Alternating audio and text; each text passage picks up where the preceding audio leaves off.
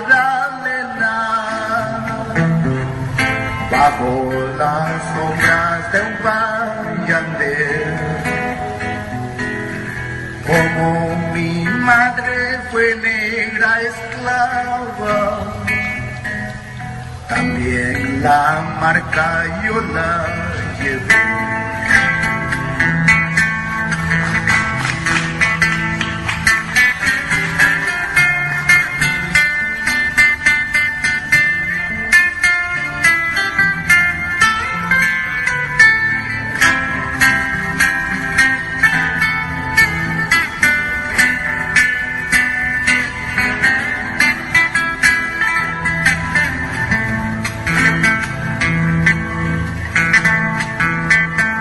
Bajo las sombras de una palmera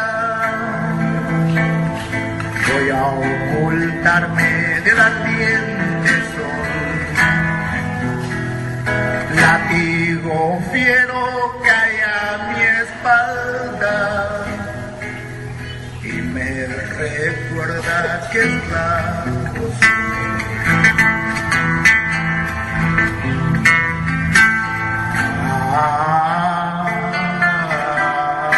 ay, suerte la mía llevar cadenas y ser esclavo de un vil señor. ¿Cómo pudiera lograr la entrada